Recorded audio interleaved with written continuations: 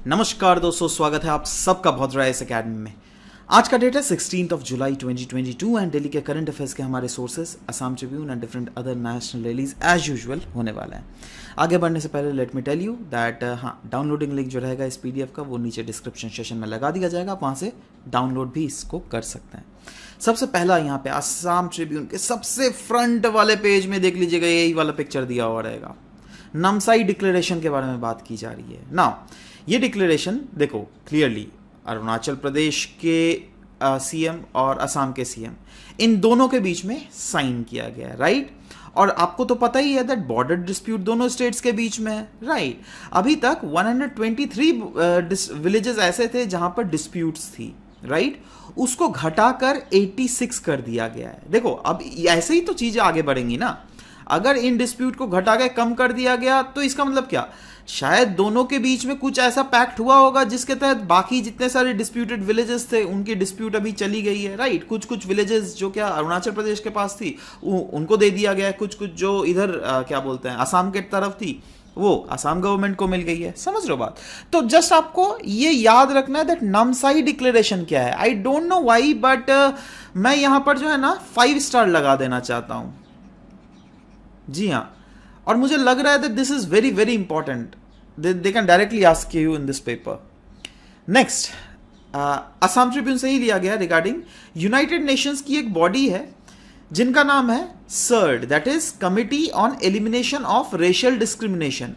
उन्होंने इंडिया से रिपोर्ट मांगी है रिगार्डिंग चकमा और हेजोंग कम्युनिटी जो क्या अरुणाचल प्रदेश में है। और आपको बहुत दिनों से ऐसे भी न्यूज में था दैट हाँ अरुणाचल प्रदेश में उनकी रेशियल प्रोफाइलिंग की जा रही है, जिससे चकमास और हेजोंग को डर लग रहा है दैट कहीं कल को उनके ऊपर अटैक ना हो जाए। रेशियल प्रोफाइलिंग मतलब क्या होता है ना, दैट कभी भी अगर सरकार खुद से एक प्रॉपर मतलब कोई एक पर्टिकुलर रेस का एक अलग सा डेटा अगर निकालती है और बताती है दैट हाँ इन रेस जो है यहां पे रहते हैं ऐसे करके, तो वो रेस उनका प्रोफाइलिंग हो गया। अब क्या हो ना, they become easy target by the normal by the inhabitants of that region, right. तो इसीलिए चकमास और हेजोंग्स यहां पे न्यूज में थे। और यूनाइटेड नेशंस की जो ये बॉडी है ना, committee on elimination end of racial and discrimination, आप पूछेगा यार इनका इतना कैसे हक हो गया दैट ये इंडिया को ऑर्डर करे। तो देखो इसके बारे में पहले हम लोग थोड़ा पढ़ लेते हैं, उसके बारे में ऑटोमेटिकली समझेंगे। Committee on elimination of racial discrimination, नाम से ही पता चलता है ये क्या है। ये एक इंडिपेंडेंट एक्सपर्ट है जो क्या मॉनिटर करती है implementation of convention of elimination of all form of racial discrimination. और किन के द्वारा, बाई यूनाइटेड नेशंस के मेंबर स्टेट पार्टीज के द्वारा। All the state parties obliged है to submit regular reports to the community. इसीलिए इन्होंने इंडिया से पूछा है इसके बारे में, राइट। इससे इंडिया की सोवरेनिटी कहीं पर भी हर्ट बिल्कुल नहीं होती, ये जरूर ध्यान में रखिएगा, है ना। The committee examines each report and addresses its concern and recommendations to the state party in the form of concluding observations. समझ रहे हो बात। नाउ ये बेसिक चीज तो समझ गए। नाउ और भी एक चीज जो मैं बतलाना चाहता हूं दैट देखो चकमास और हेजोंग्स कम्युनिटी, राइट, ये जो है ना ये आपका अरुणाचल प्रदेश में रहती है और पहले तो ये बांग्लादेश से बेसिकली इधर शिफ्ट की थी, है ना। तो एनीवेज देखो अब क्या न्यूज में नॉर्थ ईस्ट के इतने सारे ट्राइबल कम्युनिटीज हमें देखने को मिल रहे हैं ना, जिसलिए कि ये सब काफी ज्यादा इंपॉर्टेंट हो जाता है। जैसे यहां पे हम चकमास और हेजोंग्स के बारे में पढ़ रहे हैं। कुछ ही दिन पहले हम लोगों ने रियांग कम्युनिटी के बारे में, ब्रू या फिर रियांग कम्युनिटी जो भी हो उसके बारे में पढ़ा था, जो कि इन रीजन्स में ज्यादा डोमिनेटेड मिलती है। समझ लो बात। तो इस टाइप के डिफरेंसेस आपको याद रहने चाहिए दैट हाँ चकमास और हेजोंग्स कहां पे मिलते हैं, ब्रू और रियांग कम्युनिटीज ये किधर डोमिनेटेड है ना। तो वहां पर भी कंफ्यूजन क्रिएट किया जा सकता है। एनीवेज आगे बढ़ते हैं। असम ट्रिब्यून का ही ये वाला भी न्यूज है। जी हाँ, अगर इंटरनेशनल पेज देख लीजिएगा असम ट्रिब्यून में, उसमें क्लियरली लिखा हुआ है शंघाई कोऑपरेशन ऑर्गेनाइजेशन का कल्चरल टूरिज्म कैपिटल। जी हाँ, होली सिटी ऑफ वाराणसी है ना, वो शंघाई कोऑपरेशन ऑर्गेनाइजेशन का कल्चर और टूरिज्म कैपिटल उसको घोषित किया गया है। और ये पहला कल्चरल और टूरिज्म कैपिटल है जो घोषित किया गया है। नाउ ये कौन सा इनिशिएटिव है भाई, आज तक तो इस इनिशिएटिव का नाम ही नहीं सुने थे, कल्चरल और टूरिज्म कैपिटल। देखो एक्चुअली शंघाई कोऑपरेशन ऑर्गेनाइजेशन जो है ना रोटेटिंग इनिशिएटिव एक ले आई है, जिसके तहत हर साल कोई ना कोई मेंबर स्टेट्स का एक कल्चरल और टूरिज्म कैपिटल घोषित किया जाएगा। इससे फायदा क्या होगा, जैसे इंडिया के वाराणसी को घोषित किया गया, अब क्या होगा, जितने सांघाई कोऑपरेशन ऑर्गेनाइजेशन के मेंबर हैं ना, वो कभी भी अगर इंडिया में विजिट करेंगे तो ऑफ कोर्स इस रीजन में जरूर आएंगे। अब इससे क्या होगा, that people to people contact, that is उस रीजन से इस रीजन के पीपल टू पीपल कांटेक्ट बढ़ेगा, है ना। तो वही तो मेन है, मैं that people to people contact तो बनाना ही है, बट साथ ही साथ टूरिज्म को भी प्रमोट करना है। तो यह तो हो गया एक आर्टिकल। अब और एक दोस्तों आर्टिकल था जहां पे बतलाया गया है दैट ईरान जो है ना, वो नेक्स्ट पूरा फुल मेंबरशिप होने वाला है सांघाई कोऑपरेशन ऑर्गेनाइजेशन का, ठीक है। तो ये एक्चुअली इतना छोटा न्यूज है, इसको क्या मैं अलग सा पेज दूं, है ना, तो यहीं पे मैंने घुसा दिया, ठीक है, आपको जस्ट समझना है। एनीवेज आगे बढ़ते हैं। पीआईबी का ये न्यूज है regarding platform of platforms. Now क्यों न्यूज में था ये प्लेटफॉर्म ऑफ प्लेटफॉर्म्स, क्योंकि recently union ministry of agriculture and farmer welfare ने लॉन्च किया था ये platform of platform under the national agriculture market on the side lines of state agriculture and horticulture minister conference, जो क्या बेंगलुरु कर्नाटक में हुआ था, राइट। नाउ इसके बारे में थोड़ा पढ़ते हैं। देखो वैसे आपको ई-नैम पोर्टल के बारे में तो पता है ना। तो ई-नैम पोर्टल क्या करता है ना, वही इंटीग्रेट करता है platform of the service providers, जिसको कहते हैं प्लेटफॉर्म्स ऑफ प्लेटफॉर्म, जो क्या फर्दर किस किस को इंक्लूड करता है, ये फर्दर इंक्लूड करता है वेरियस सर्विस प्रोवाइडर्स जो क्या होलिस्टिक सर्विसेज प्रोवाइड करते हैं on agriculture produce, including quality analysis, trading, payment system, logistics, ठीक है। तो और उनको क्या बोला जाता है, जो होलिस्टिक सर्विस प्रोवाइड करते हैं उनको बोला जाता है कंपोजिट सर्विस प्रोवाइडर्स। तो ये प्लेटफॉर्म में ये लोग तो रहेंगे ही, बट साथ ही साथ logistic service providers, quality assurance service providers, cleaning, grading, sorting, packaging, warehouse facility service provider, उसके बाद एग्रीकल्चर इनपुट सर्विस प्रोवाइडर, सब कुछ इसमें इंक्लूड होगा। यही नहीं, इंफॉर्मेशन डिसमिनेशन पोर्टल भी रहेगा जहां पर एडवाइजरी सर्विसेज आपको मिलेंगी, crop forecasting services, weather updates, है ना, उसके बाद कैपेसिटी बिल्डिंग फॉर फार्मर्स, सब कुछ अवेलेबल करवाया जाएगा। दूसरे अदर प्लेटफॉर्म भी है जैसे e commerce, international agri business platform, barter, private market platforms, ठीक है। तो इन सबको भी प्रमोट किया जाएगा। नाउ सवाल ये होता है दैट बेनिफिट्स क्या है भैया ये आपका जाके प्लेटफॉर्म्स ऑफ प्लेटफॉर्म्स का। देखो डिजिटल बेनिफिट तो है ही, क्योंकि अल्टीमेटली फार्मर्स का डिजिटल एक्सेस इससे बढ़ेगा, बट कोई भी चीज अगर डिजिटल हो जाती है तो वो ट्रांसपेरेंट भी तो हो जाती है ना जी, है ना। अभी सोचो अगर फार्मर के ट्रांजैक्शन या फिर कोई भी बिजनेस रिलेटेड एक्टिविटीज में अगर फार्मर्स को घूस देना पड़ता था, तब अब तो सब कुछ ट्रांसपेरेंट हो जाएगा ऑनलाइन पोर्टल के थ्रू, तो सब कुछ बिजनेस ट्रांजैक्शंस भी बढ़ेंगे, राइट। प्राइस सर्च मैकेनिज्म भी बढ़ेगी। अगर सोचो कोई किसान बेचना चाहता है, अब उसको क्या है ना, अभी अगर बेचेगा तो यहीं पे जाएगा, यहीं पे ऑप्शन उसको मिला हुआ है, बट वहां पे उसको वेरियस ऑप्शंस दिए हुए रहेंगे और सब कोई अपना बोली लगा सकते हैं उस किसान के सामने, समझ रहे हो। तो overall platform of platform will create digital ecosystem जो क्या बेनिफिट कर देगी expertise from different platform of different segment of agriculture value chain, जिससे एग्रीकल्चर और भी ज्यादा इनहांस होगा। नाउ सवाल होता है दैट ये ई-नैम पोर्टल है क्या।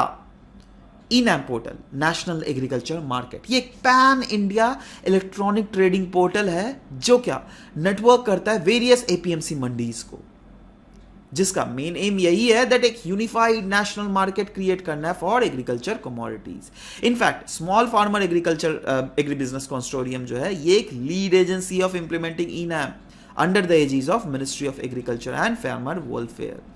इनका विजन क्या है, विजन है तो promote uniformity in agriculture marketing, जिससे स्ट्रीमलाइन सारे प्रोसेस को स्ट्रीमलाइन किया जा सके। यही नहीं, ये मिशन मोड के अंदर काम करेगी जो क्या इंटीग्रेट करेगी वेरियस एपीएमसी मंडीज को अक्रॉस द कंट्री, वो भी through a common online market, है ना। अब इससे अगर ये पैन इंडिया फैल गया तो आप खुद सोचो ना, एग्रीकल्चर कमोडिटीज जो क्या किसानों बेचती थी प्राइवेट इंस्टीट्यूशंस को, तो उनको ज्यादा अभी बेटर प्राइसेस मिलने की प्रोबेबिलिटी ज्यादा बढ़ जाएगी, है ना।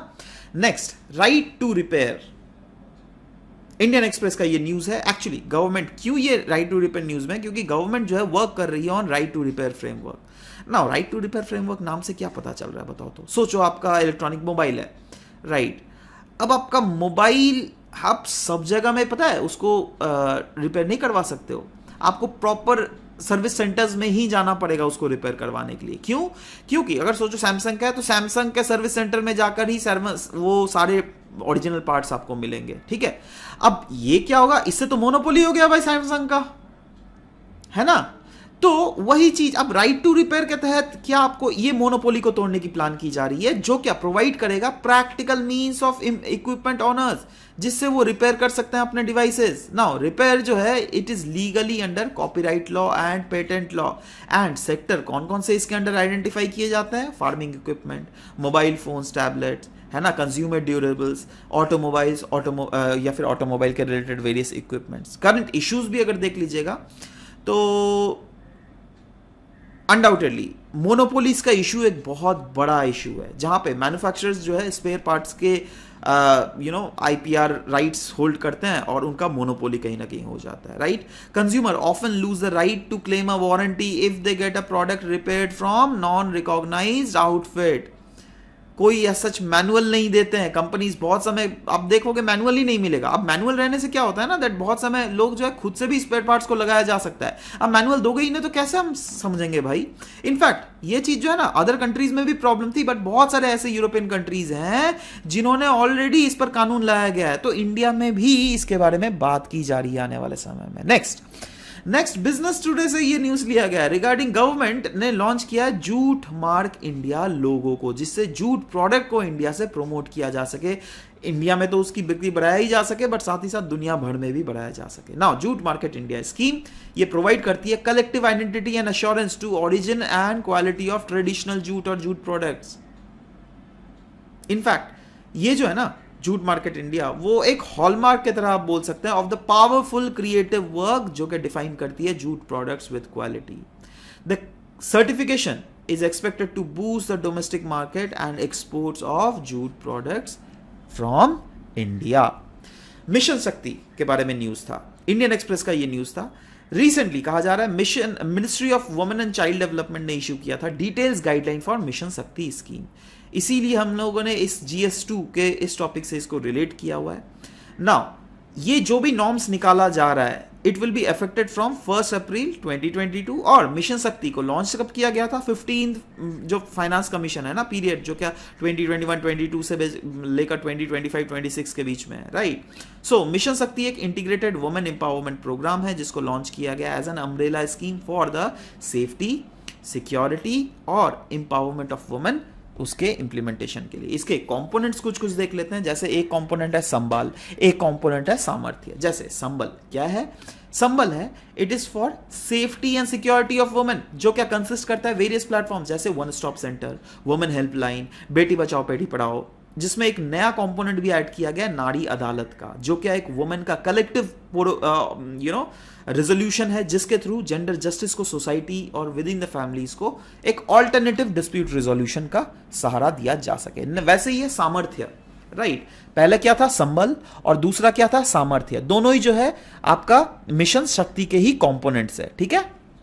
सो सामर्थ्य क्या है? ये एक इंपावरमेंट फॉर वुमेन वाला टूल है। It consist of erstwhile scheme जैसे उज्ज्वला, स्वधार गृह, है ना, working women hostel, right. And in addition अगर देख लीजिएगा तो existing scheme of national creche scheme for children of working mothers, उसके बाद Pradhan Mantri Matru Vandana Yojana under the umbrella integrated child development scheme. तो ये सब सारे कॉम्पोनेंट्स जो इसके अंडर है। और the new component of gap funding for economic empowerment has also been added in Samarthya scheme, ठीक है। तो ये सब चीज जरूर से एक बार खुद से भी देख सकते हैं आप। नेक्स्ट द हिंदू से ये लिया गया रिगार्डिंग फॉरेस्ट कंजर्वेशन रूल, जिसमें कुछ चेंजेस लाए गए हैं। एक्चुअली फॉरेस्ट कंजर्वेशन रूल्स के बारे में पहले डिस्कस कर लेते हैं, उसके बाद देखेंगे क्या क्या चेंजेस लाए गए हैं। फॉरेस्ट कंजर्वेशन रूल, ये रूल डील करता है with the implementation of forest conservation act of 1980, जो क्या प्रिस्क्राइब करता है द प्रोसीजर, किस टाइप का प्रोसीजर फॉलो करने पड़ेंगे for the forest land to be diverted to non forest use. होता है ना बहुत समय फॉरेस्ट लैंड है उसको हम लोग रोड कंस्ट्रक्शन में लगा देंगे, या फिर हाईवे डेवलपमेंट किया जाएगा, या फिर railway lines, mining activities various की जाएंगी। तो ओवरऑल फॉरेस्ट कंजर्वेशन एक्ट का एम ही यही है दैट एक ब्रॉड एम कैरी करता है, जो कि प्रोटेक्ट करता है फॉरेस्ट और वाइल्ड लाइफ को, डिसवेट करता है स्टेट गवर्नमेंट को। बहुत समय स्टेट गवर्नमेंट जो डाइवर्ट करना चाहती है ना, तो उसको बोलती है दैट मत भाई डाइवर्ट मत करो कमर्शियल कमर्शियल प्रोजेक्ट्स के लिए, राइट। और साथ ही साथ इंक्रीज करती है एरिया अंडर फॉरेस्ट। तो ये सब कुछ कुछ एम है फॉरेस्ट कंजर्वेशन एक्ट का। नाउ रूल्स क्या क्या है इसके अंडर? रूल्स ये है दैट स्टेट जो है कभी भी सेंट्रल को पूछना पड़ेगा, है ना, अगर आप 5 हेक्टेयर से ज्यादा लैंड को डाइवर्ट करना चाहते हो तो उस केस में आपको सेंट्रल गवर्नमेंट की परमिशन लेनी पड़ेगी। और सेंट्रल गवर्नमेंट फर्दर इसको फॉरेस्ट एडवाइजरी कमिटी FAC को डाल देती है। देखो FAC याद रखना, फॉरेस्ट एडवाइजरी कमिटी, राइट, जो फर्दर स्क्रूटनाइज करती है प्रोजेक्ट्स को, दैट अगर हम लोग वहां पे ट्री को काटे या फिर वहां पे लोकल लैंडस्केप को अगर लैंडस्केप को अगर डेन्यूट करे तो उसके इंपैक्ट क्या होंगे वाइल्ड लाइफ हैबिटेट पे, ठीक है। नाउ अभी क्या हो रहा है that state should ensure the right to forest right act 2006। That is, एक बार अगर फॉरेस्ट एडवाइजरी काउंसिल कन्विंस हो गई और अप्रूव या फिर रिजेक्ट कर दिया प्रपोजल को, देन उसके बाद ये फॉरवर्ड किया जाता है स्टेट गवर्नमेंट को where the land is located, which then has to ensure that the provision of forest right act जो है वो properly compile किया जा सके, right। और compensation का भी प्रावधान है। जी हाँ दोस्तों, जैसे अगर forest advisory council का approval मिल गया, right, it also means that future users of the land must provide a compensatory land for afforestation as well। मतलब सोचो अगर ये पहले forest था, वहां पे अगर आपको कुछ काम दे दिया गया है तो आपको इसी टाइप का फॉरेस्ट दूसरे जगह में भी उगाना पड़ेगा, राइट। तो वही बोला गया, compensatory land for afforestation as well as pay the net present value, ठीक है, ऑफ इतना rupees to that region. Now सवाल होता है चेंजेस क्या क्या लाए गए हैं समय के साथ साथ। देखो, एक तो प्राइवेट प्लांटेशंस को अलाउ करने का प्रावधान दिया गया, that is rules makes a provision for private parties to cultivate plantations and sell them to the land to the companies as well. कोई भी मेंशन नहीं किया हुआ बहुत सारे चीजों में ट्राइबल्स और फॉरेस्ट ड्वेलिंग कम्युनिटीज का, जिसका लैंड को हम लोग हाइव ऑफ करने वाले हैं, राइट। या फिर ऑफ कोर्स हम लोग तो नहीं, मतलब जो I mean industrialist. No consent of gram sabha needed. जी हाँ दोस्तों, नए रूल्स जो है ना प्रोजेक्ट में, उसमें पहले तो था ग्राम सभा का प्रोविजन, राइट, बट अभी धीरे धीरे उसके जो प्रोविजंस को डाइल्यूट कर दिया जा रहा है ग्राम सभा को। अब आप खुद सोचो, अगर ग्राम सभा का ही परमिशन ना मिले तब तो पूरा जंगल को आप क्या बना दोगे, है ना। No approval is needed for strategic projects as well, in fact allowing building in forest. मतलब कुछ कुछ ऐसे भी एक्ट्स हैं जहां पर फॉरेस्ट प्रोटेक्शन मेजर्स के लिए या फिर रेसिडेंशियल यूनिट्स भी बनाने का प्रावधान है, अगर उससे कुछ फायदा मिल सकता है उस रीजन को, तो जैसे टूरिज्म के लिए भी, ठीक है। तो इस टाइप की चीजों को डाइल्यूट कर दिया गया है, उसीलिए ये न्यूज में भी था। नेक्स्ट, I2U2 समिट में UAE ने बोला है दैट हम लोग इन्वेस्ट करेंगे इंडिया में over the food park. That is United Arab Emirates ने अनाउंस किया है इन्वेस्टमेंट ऑफ $2 बिलियन, राइट, जिसके तहत इंटीग्रेटेड फूड पार्क्स को डेवलप किया जाएगा अक्रॉस इंडिया। कुछ अगर डिफरेंट अदर हाईलाइट्स देख ले तो यहाँ पे बोला गया US और Israel to provide expertise. That is Israel और US जो है वो मिलकर एक्सपर्टाइज प्रोवाइड करेंगे, जिससे इंडिया में क्रॉप यील्ड को मैक्सिमाइज किया जा सके। फूड इनसिक्योरिटी जो हो रहा है ओवरऑल साउथ एशिया में और मिडिल ईस्ट में, उसको ओवरऑल टैकल करने में इंडिया का भी जिससे एक मेजर रोल हो सके।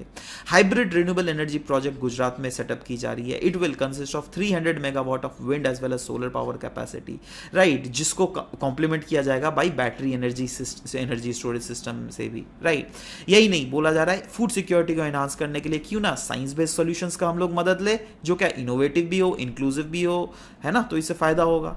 Next is agriculture innovation mission for climate initiative, right, AIM for climate. That is बोला जा रहा है India has shown interest in joining the United states and UAE and the Israel in agriculture innovation mission for climate initiative. Support Abraham accord. I2U2 leaders सब ने बोला है that हाँ हम लोग सपोर्ट करेंगे अब्राहम एकॉर्ड को। अच्छा, अब्राहम एकॉर्ड क्या मुझे बतलाना पड़ेगा कौन है? US ने ब्रोकर किया था और इजराइल, UAE और बहरीन के बीच में था। ये मैंने तो पहले भी बतलाया हुआ है यार, है ना। तो ये सब चीजें बिल्कुल ध्यान में रखना यार, भूलना मत बिल्कुल please. Indian bustard count fail below 100। Great Indian bustard critically endangered species है ये, और इसका संख्या जो है ना धीरे धीरे घट ही रहा है। इनफैक्ट नंबर्स में आप काउंट इसको प्रॉपरली कर सकते हैं, 100 से भी कम हो गए हैं। करंट सेक्स रेशियो अगर देख लीजिएगा बर्ड, वो है 1 mail for 3 to 5 females.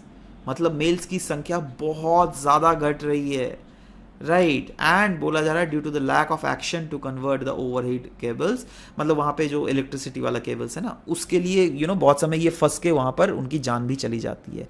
Great Indian bustard के बारे में थोड़ा अगर डिस्कस करें तो ये स्टेट बर्ड है राजस्थान का, एंड ये कंसिडर किया जाता है इंडिया का one of the most critically endangered bird. ये कंसिडर किया जाता है flagship grassland species as well, मतलब ये किस टाइप के स्पीशीज होते हैं, ये वैसे स्पीशीज होते हैं जो क्या कोई भी ग्रासलैंड का हेल्थ को दर्शाता है ना। इसका पॉपुलेशन आपको राजस्थान, गुजरात और महाराष्ट्र, कर्नाटक, आंध्र प्रदेश के भी कुछ कुछ रीजन में देखने को मिल जाएगा। ठीक है, आप देख ही पा रहे हो ब्लैक वाला। ठीक है, अच्छा, the bird is under constant threat, क्यों? क्योंकि इलेक्ट्रिकुलेशन हो जाता है through the power transmission lines, तो ये तो है ही, बट साथ ही साथ पाकिस्तान में इसको बहुत हंट भी किया जाता है खाने के लिए। हैबिटाट इसका बहुत ज़्यादा लॉस में हमें देखने को मिल रहा है। प्रोटेक्शन स्टेटस की अगर बात करें, IUCN का रेड डेटा लिस्ट में तो मैंने आपको बतला ही दिया, ये क्रिटिकली इंडेंजर्ड है। वैसे ही साइट्स और CMS की अगर देख लोगे, that is conventional migratory species, इस दोनों में ये अपेंडिक्स 1 में आता है। Wild life protection act of India 1972 India का जो एक्ट है, ये उसके शेड्यूल 1 में आता है। राइट, तो अभी ये चीजें डिस्कस होगी। अब चलो MCQs में आते हैं।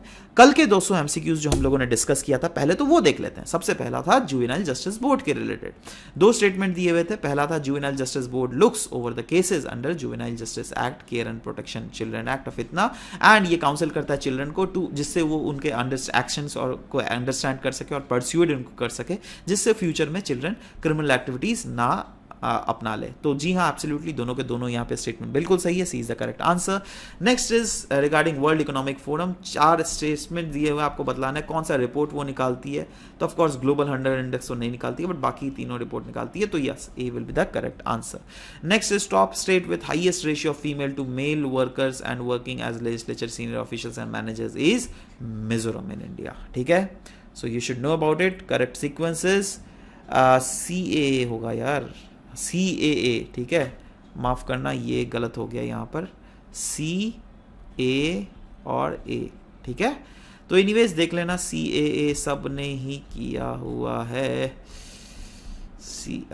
कल्पना D आपने लिख दिया, देख लीजिएगा ज़रा। चलो, अच्छा हाँ, कल एक मैंने और भी क्वेश्चन पूछा था, दैट आप लोग सजेस्ट कीजिए क्या क्या रेमेडियल मेजर्स हो सकते हैं जिससे हम लोग सुसाइड को घटा सकते हैं।